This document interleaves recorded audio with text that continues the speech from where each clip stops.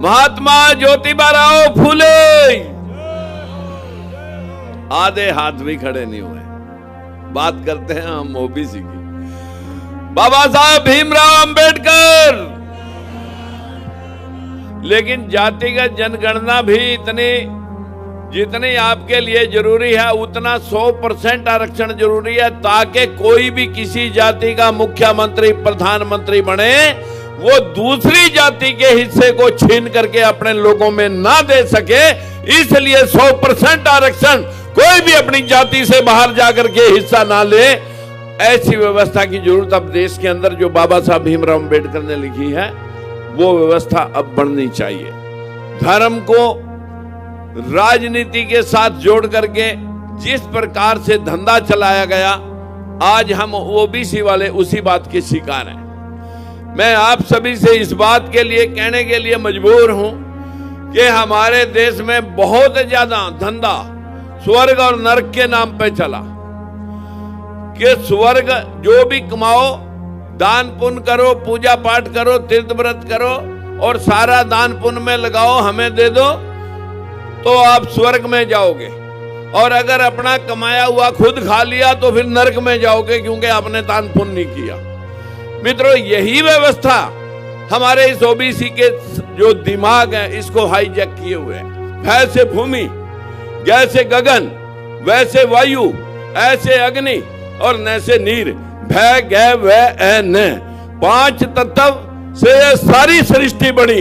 ना ये किसी ब्रह्मा ने बनाई, ना ये किसी विष्णु ने बनाई, इन 5 तत्वों ने सृष्टि का निर्माण किया। ओबीसी को कंसेप्ट दिया गया है, इनका दिमाग चाट लिया गया है। ये कर्म और कांड में 15% उन लोगों ने धंधा बनाया। बाबा साहब भीमराव अंबेडकर और महात्मा ज्योतिबा फूले ने अगर ये समाज आज गुलामगिरी पढ़ ले, बाबा साहब को पढ़ ले, फूले साहब को पढ़ ले, तो मैं कह सकता हूं कि कल का दिन सवेरा नहीं होगा।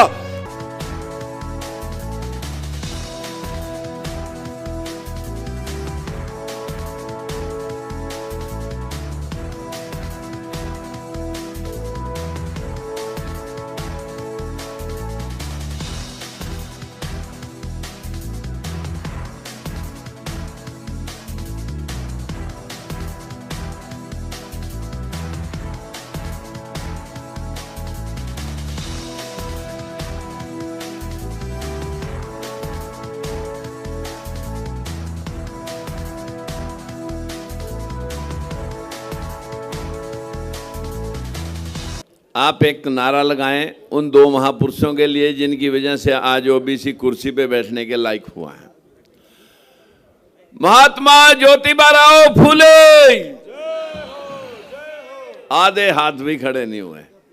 बात करते हैं हम ओबीसी की। बाबा साहब भीमराव अंबेडकर। मित्रों, बहुत सारे भाषण मैंने सुने हैं यहाँ पर मैं बधाई देता हूँ बावन राव तायवाड़े जी को और उनकी पूरी टीम को। महाराष्ट्र से चल करके आज पंजाब की इस धरा पे परम पूज्य हमारे इस पावन धरा पर गुरु नानक देव जी की भूमि पे आपने ओबीसी महासंघ का जो अधिवेशन यहाँ पर रखा है, इसके लिए आप बधाई के पात्र हैं।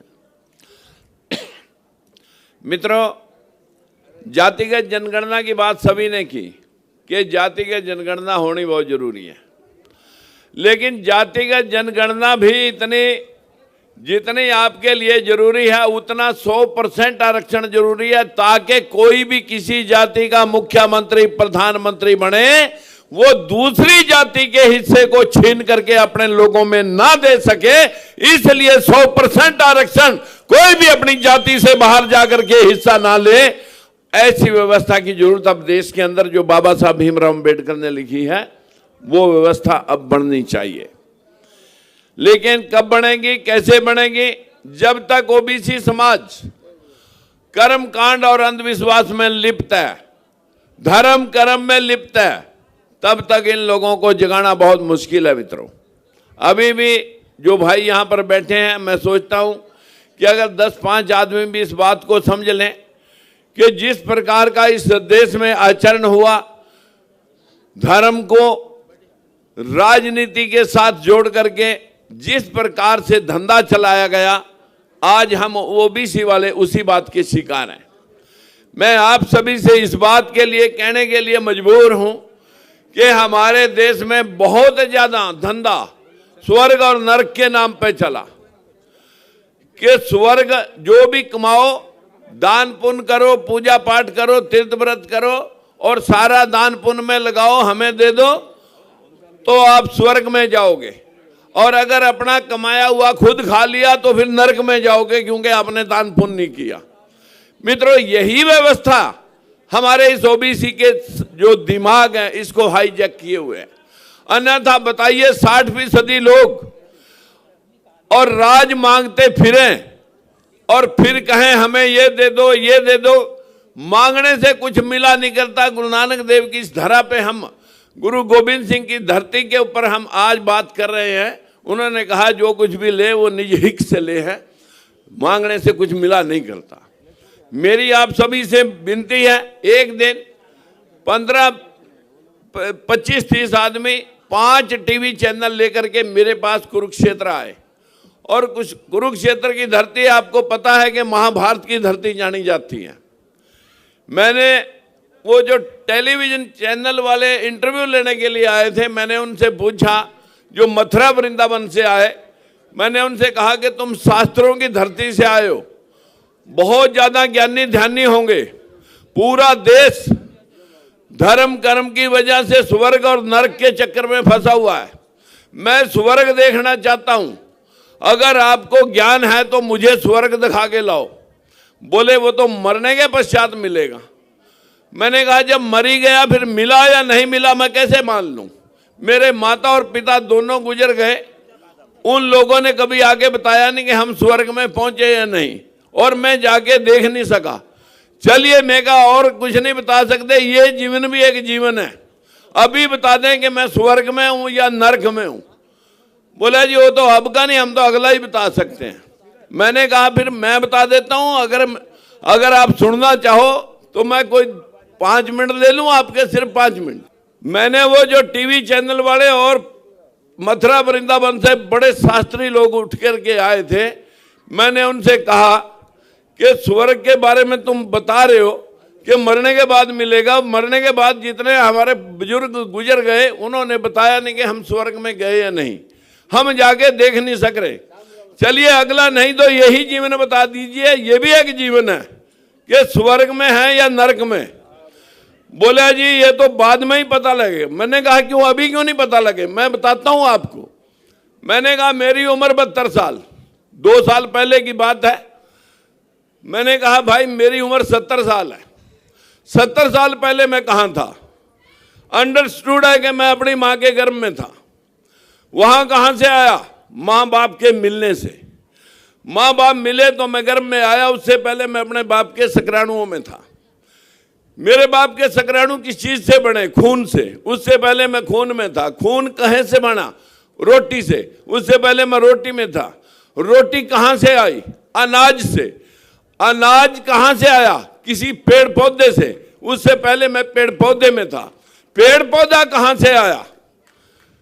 जो ये 5 तत्व हैं जिससे ये सृष्टि बनी है, सूर्य से टूट के जब पृथ्वी अलग हुई, पानी आया, वनस्पति आई, अनेकों जीव जंतु इस पे पैदा हुए, ऐसे ही जब 5 तत्व मिलते हैं जिनको हम भगवान बोलते हैं, भय से भूमि, गैस से गगन, वैसे वायु, ऐसे अग्नि और न से नीर, भय गै वै ऐ न, 5 तत्व से ये सारी सृष्टि बनी। ना ये किसी ब्रह्मा ने बनाई, ना ये किसी विष्णु ने बनाई, इन 5 तत्वों ने सृष्टि का निर्माण किया। मैंने कहा मैं इन 5 तत्वों में था, मिट्टी पानी अग्नि वायु इस ब्रह्मांड में था। 5 तत्व इकट्ठे हुए, बारिश के रूप में किसी पेड़ पौधे ने जन्म लिया। उस पेड़ में 5 तत्वों से उस पेड़ पौधे में आया। पेड़ पौधे के अनाज लगा, अनाज में अनाज मेरे पिता ने खाया, उसका खून बना, मैं खून में आया, खून से स्पर्म बने, मैं स्पर्म, माँ बाप मिले, मैं गर्भ में गया। आज पैदा होकर 70 साल का हो गया। 70 साल के बाद जिस दिन भी मरूंगा सबसे पहले हवा निकल गई, शरीर बर्फ जैसा ठंडा हो गया, अग्नि तत्व अग्नि में मिल गया, हवा हवा में मिल गई, और किसी ने जलाया दफनाया, मिट्टी मिट्टी में मिल गई, पानी वाष्प बन के आसमान में उड़ गया। क्या कहेंगे आते हुए कि पंच तत्व में विलीन हो गया। मैं कहीं से आया नहीं, कहीं गया नहीं, 5 तत्वों से पैदा हुआ, 5 ही तत्वों में जाके मिल गया। लेकिन पंडा पुजारी आपको यहां भी बहकाएगा, वो कहेगा ये तो शरीर मरा है, आत्मा नहीं मरी।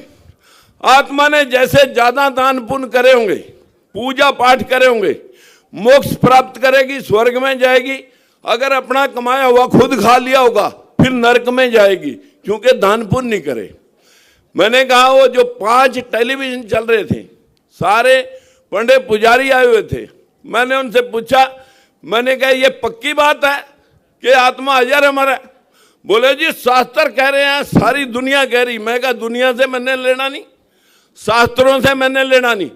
मुझे आपसे 25 आदमी आप बैठे हो, मुझे आपसे पूछना है कि ये पक्की बात है कि शास्त्र और उन लोगों की बात छोड़ो कि आप कन्फर्म है कि 25 आदमी ये आत्मा अजर अमर है, मरती नहीं है, जन्म नहीं लेती? मैंने उनसे कहा कि अगर आप कन्फर्म मानते हो कि आत्मा अजर अमर है और ये मरती नहीं, जन्म नहीं लेती, सिर्फ चोड़ा बदलती है, मैंने कहा, बोला जी बिल्कुल कन्फर्म। मैं कहा भाई अब यहां 10 नंबर का जूता रखा है, अगर ये बात झूठ निकली तो फिर तुम 5-5 जूते मेरे मारना, और अगर सही नहीं हुई तो और मेरे बड़ी सही हुई तो फिर मैं 5-5 आपके ठोकूंगा। बोला मंजूर है तो कहे, बोला जी मंजूर है। मैंने कहा फिर ये बताए मेरे को, जब देश आजाद हुआ 1947 में, मैं हजारों लाखों साल की बात छोड़ देता हूं, हमारे देश की आबादी 35 करोड़ थी, 12 पाकिस्तान में चली गई, 23 हमारे पास रह गई। 23 करोड़ आबादी थी 1947 में, आज 140 करोड़ है। बस मुझे इतना समझा दें कि 140 करोड़ आदमी और औरतों में तुम सब में एक एक आत्मा बताते हो, 117 करोड़ आत्माएं कहां से आई जब ये पैदा नहीं होती, जन्म नहीं लेती, या तो मोक्ष प्राप्त करती है और या फिर नरक में जाती है।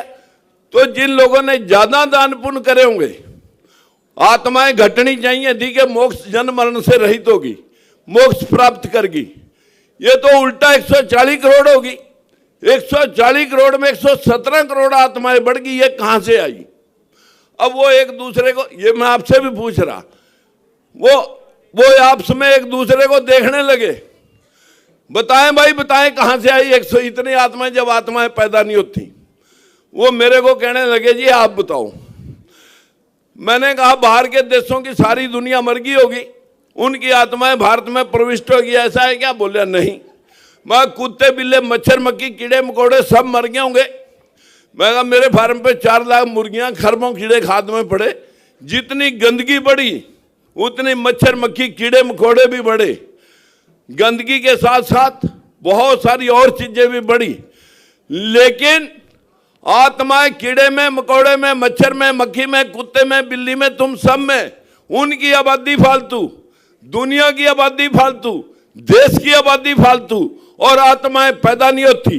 बताए कहां से आई? अब उन सब के मुंह पे ताले थे। मैंने कहा फिर मैं बताता हूं, आप सुने जरा, आप भी भाई सुने। इस दुनिया में 2 प्रकार से जीव पैदा होता है, मैथुन क्रिया से, नर मादा के मिलने से, आदमियों के आदमी, जानवरों के जानवर, पशुओं के पशु, परिंदे के परिंदे, जलचर के जलचर, थलचर के थलचर। यहां पर मैथुन क्रिया से जीव जंतु मांस और जानवर पशु पैदा होते हैं, या फिर बैक्टीरिया से। इसी हाल में पानी भर के खड़ा कर दो, 1 साल तक छेड़ना मत, बीज कोई नहीं डाला, मच्छियां, मेंढक, कॉकरोच, सब दुनिया भर के कीड़े मकोड़े इसमें पैदा हो जाएंगे। और सरल कर दूं, जो आदमी 15 दिन नहाता नहीं और कपड़े भी ना बदले, उसके कपड़े में जुआ पड़ जाएंगी, पहले लिखा पड़ेगी फिर जुआ पड़ जाएंगी, और वो जुआ पड़ोसियों तक भी चली जाएंगी। बीज नहीं किसी ने डाला। बैक्टीरिया से बनी आपके शरीर की मैल, आपके शरीर की गर्मी, आपके शरीर के पानी से जीव पैदा हो गया और कहीं नहीं। 10 दिन एंटीबायोटिक नहीं खाया, कीड़े पड़ गए आपके उसमें। ये जीव यहां पैदा हो रहा है, यहीं खत्म हो रहा, रह गया तुम्हारा स्वर्ग और नरक।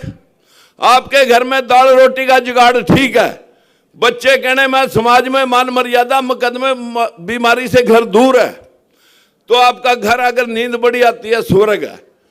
दूसरी साइड अगर भाई भाई खून का दुश्मन हो रहा है 1 इंच और 1 पैसे पे, या घर में किसी का पैरालाइज हो गया, पड़े हुए का सब एसी भी चल रहे, घर में सब कुछ है, लेकिन एक व्यक्ति के कीड़े पड़ गए, इसी तरह पे एक्सीडेंट होया, डॉक्टर ने पुट्ठा टांग दिया, आपके लूज मोशन होया, निमोनिया पड़ा, मरते मरते बचा, 10 दिन में बीमार रहा, 10 दिन में ठीक हो गया, 10 दिन का नरक आ गया।